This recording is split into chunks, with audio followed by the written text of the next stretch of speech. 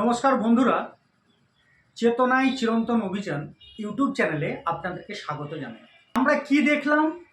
রাম নবমীর দিন মুর্শিদাবাদের রঘুনাথগঞ্জ এবং আশপাশের এলাকায় একটা সাম্প্রদায়িক দাঙ্গার চেষ্টা করা হয় আর কি। এই ধরনের মানসিকতা নিয়ে যারা চলে, হিন্দু মুসলিমের মধ্যে একটা বিভেদ তৈরি করে দেওয়া। মুর্শিদাবাদের রঘুনাথগঞ্জে যেটা আমরা দেখছি সোশ্যাল মিডিয়াতে, যে সেখানে কিছু মুসলিমদের দোকানপাট ভাঙচুর করা হয়।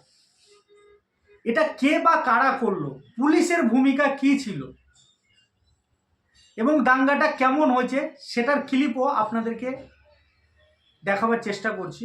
চলুন দেখে নিই একটু। আমাদের এখন সব দোকান ভাঙাভাঙি চলছে। এই শালাকে মার, এই শালাকে মার, এই শালাকে মার, এই শালাই, এই শালাই।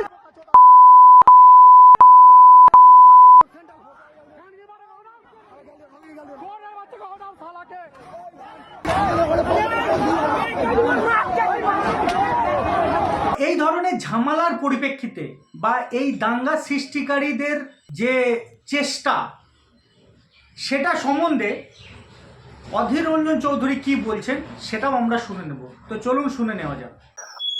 আজ রামনবমী, ভগবান শ্রীরামচন্দ্রের জন্মদিন বলে আজকে এই দিনটিকে পবিত্র দিন এবং পবিত্র উৎসব হিসেবে পালন করা হয় সারা ভারতবর্ষ জুড়ে।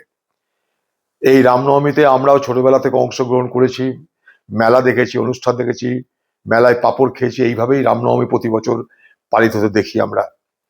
আজকে সেই রামনবমীর দিনে মুর্শিদাবাদ জেলার জঙ্গিপুরে একটা অপ্রীতিকর ঘটনা ঘটে, যেখানে এই রামনবমীর মিছিল থেকেই হামলা হয় সেখানকার স্থানীয় বাসিন্দাদের উপরে এবং কিছু মানুষ সেখানটায় আহত হয়েছে।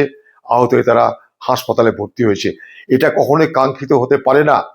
সেখানকার প্রশাসন শহরের মধ্যে এই ধরনের ঘটনা ঠেকাতে পারল না কেন, এই প্রশ্ন আমার থাকবে।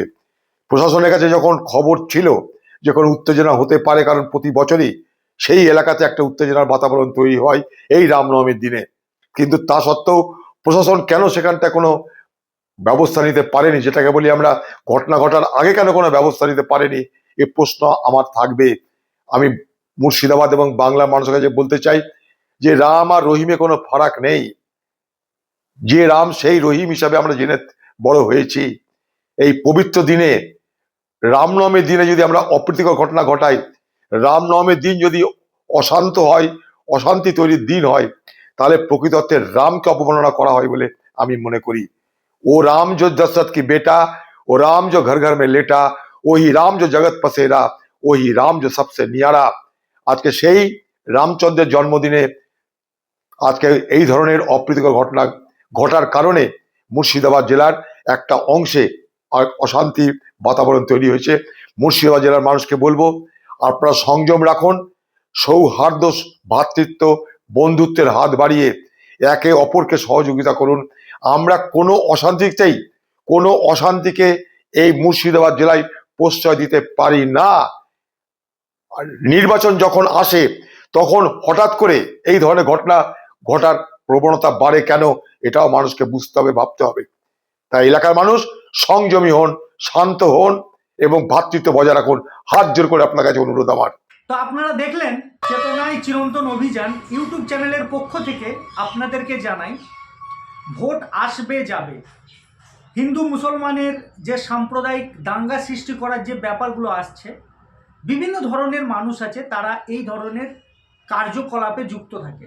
যারা এই সমস্ত দাঙ্গাবাজ, তাদের কোনো ধর্ম হয় না, তাদের কোনো জাত হয় না, সমাজের কলঙ্ক। তো তাদের থেকে সবসময় দূরে থাকবেন, উস্কানিমূলক কথাবার্তায় কান দেবেন না এবং এগুলো থেকে সবসময় দূরে থাকবেন। আপনি আপনার এলাকার শান্তি শৃঙ্খলা বজায় রাখার উদ্দেশ্যে। বন্ধুরা, আজকে ছিল এই পর্যন্তই। দেখা হবে আবার কোনো নতুন ভিডিও। ততক্ষণে খুব ভালো থাকবেন, নিজে ভালো থাকুন, অন্যকে ভালো রাখুন। নমস্কার, ধন্যবাদ।